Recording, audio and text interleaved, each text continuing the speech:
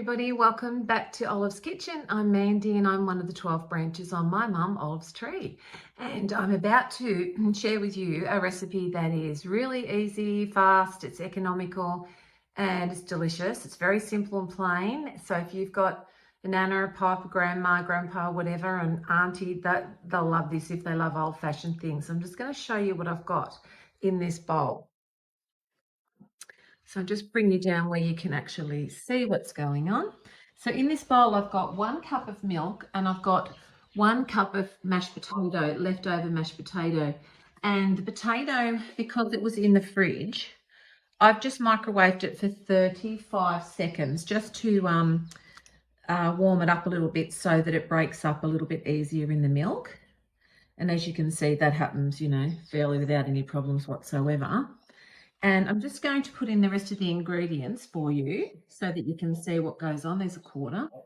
So the next thing I add in is, is the sugar. So I'm going to put in, the original recipe says 1 cup, but I usually just put in 3/4. That seems to be sweet enough for us. So we've got that in there. So we've got milk, potato and sugar. I know it sounds crazy, but just bear with me. Okay, I'm going to put in some vanilla. And I'm just going to open this cinnamon bag and we're going to add in some cinnamon as well. And you need quite a bit of cinnamon. Now you could just use ginger, you could use mixed spice, but I'm going to add in that much.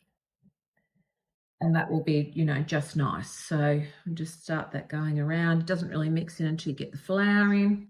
Now the next thing I'm going to put in is 1 cup of mixed dried fruit. Again, you could swap that out for something else that you prefer if you don't like mixed dried fruit. And then I'm going to add in 2 cups of self-raising flour. Is that the half cup? Yes, it is. Okay, so half. Oh, I hope I've got 2 cups here. Could be close. Could be cutting it very fine, actually, but that's okay. We'll sort that out.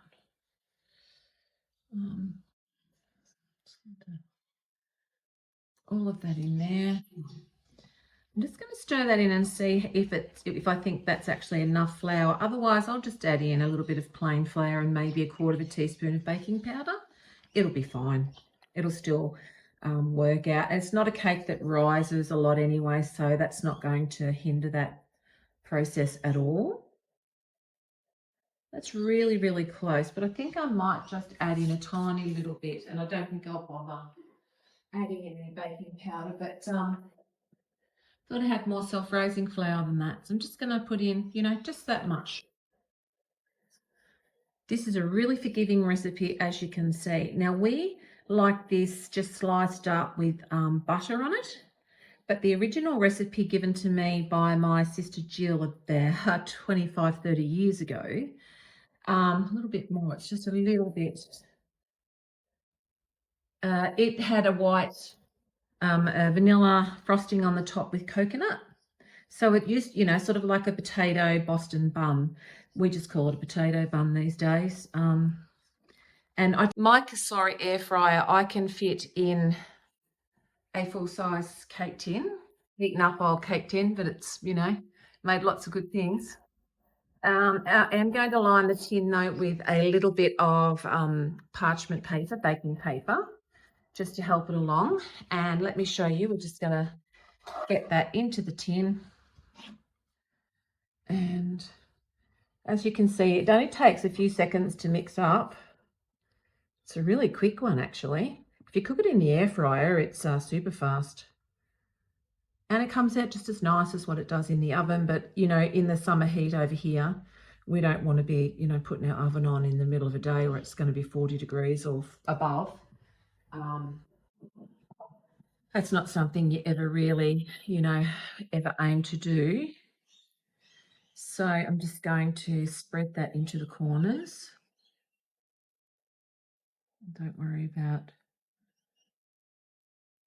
being too pedantic. Just get the rest of the mix off the spatula. I have my Kasori oven on a heat mat so that it doesn't damage my bench. I always have approved heat mats under my air fryers. It is a good thing to do. Okay, so let's just get this around a little bit where we can see what's going on. So I'm just going to press cake, which is 150 and 30.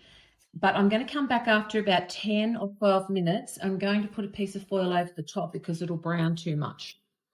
So just get that in. Press start and off we go. And I'll come back in 10 minutes. I've just got a small piece of foil and I'm just going to poke it down all inside the tin like that. And it won't blow around, so I'm going to lock it back in. Now, it was 20 minutes before it needed the foil, but sometimes if your potato's a bit drier, you'll need it a lot sooner, so at 10 or 15. So we're just going to keep going for the next 15 and we'll have another look. Alrighty, so the timer's gone off on the Cosori and we're just going to get it out now and have a look and see what our cake actually looks like. So come and take a look. Alright, I'm just going to lift it out of here.